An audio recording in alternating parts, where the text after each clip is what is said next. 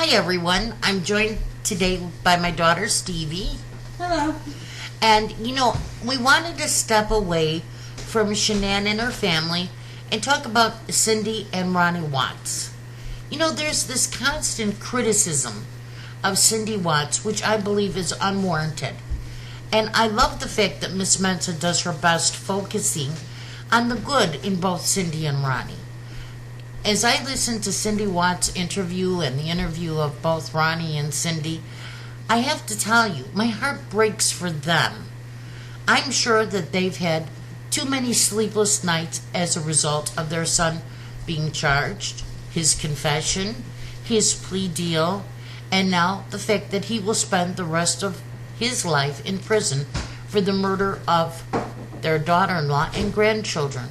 What parent wouldn't? And as I listen to Cindy's interview, I don't see parents that are in denial, but instead I see disbelief. And again, what parent wouldn't be in disbelief? They didn't lash out in anger, but instead I saw parents that, have maybe the same questions that we do. How and why? In her interview, Cindy talked about a young man that she brought into this world that led a typical life. He played, he loved sports, had a few good friends, set his career goals, and he obtained them. But more importantly, he stayed out of trouble. There was no history of any run-ins with the law. And so what, she didn't like Shanann? There are many mother-in-laws around the world that don't like their daughter-in-laws. I have to tell you something. I have a mother-in-law that hates my guts.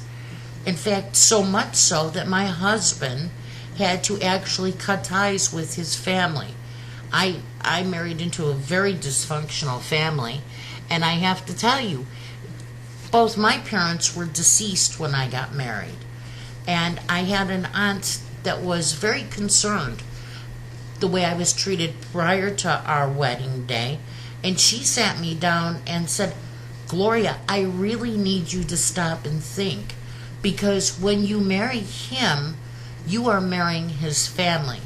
And while it's a very long story and something that I truly don't want to get into, because they're so dysfunctional, my children grew up not knowing that family at all. And so, this is not something that is unusual, and certainly it's not something that causes a man to kill his family at all. There was one thing that Cindy had said, and she had talked about how she didn't care for Shanann's criticism of her son. And I think back when I was quite young, I had a friend who really hurt my feelings. And as I was sitting and relaying what she had said about me to my mom, when I looked up, I had seen that my mother was crying. And in your typical I know everything attitude at my age, I said, what are you crying about? And I will never forget what my mother's answer was. She looked at me and she said, Gloria, until you are a mother, you will never understand how I feel. When someone hurts you, they hurt me twice as badly. And you know what? When I had my children, I came to understand what my mother had meant. Now, Chris's family didn't attend the wedding. Frankly, I don't blame them. Shanann had already been accusing them of not mailing out the invitations, somehow sabotaging it, and she had fired Chris's sister and her children from the wedding party a week earlier because Jamie couldn't get off work to attend the bridesmaid hair and nail events. And I think it's a shame that his parents didn't attend the wedding. Their feelings were understandably hurt. And, it was a show that they didn't approve of the marriage. But they weren't going to stop it. They let Chris, as a grown man, make the decisions that he made. I have no doubt, had they attended, it would have been said that somehow they ruined Shanann and Chris's special day. But getting back to the mother, Stevie, do you understand where I'm coming from? That what's your feelings about them attacking Chris Watts' mom? I don't think it's right. It's not her fault. She's not the one that did it. And if her son did it, it's not her fault. She did everything to bring him up the right way. Right. You know? And when I watched this interview, she's not saying he didn't do it. She's saying she's having a hard time understanding if he did it, why he did it. And she talks about a concern of hers. She herself says, they did not test him. They didn't evaluate his mindset. And she even says a normal person wouldn't have put those children in those oil batteries. She just wants answers, just like anybody else. And of course, she's going to question if he did it or not.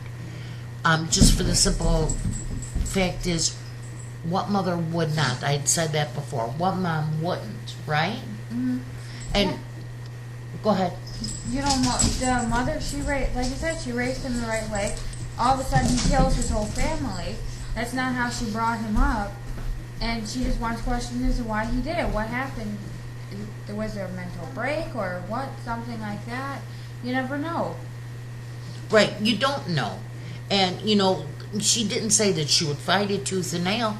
But, I don't blame her. She wanted her son to fight. She wanted him to not take the plea deal and go to trial, perhaps. Because who rolls over like that and just says, oh, yeah, you're right, I did it.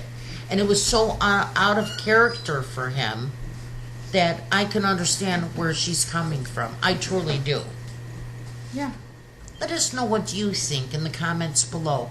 Do you think the attacks on Cindy Watts are unjustified? I'd really like to know if I'm the only one thinking that out here, because I truly do believe that she has every right to fight for her son. And you know what? She's a mother. She will love him no matter what he did. She may not agree with what he's done. And in fact, I can almost promise you that she doesn't. But she will always love him.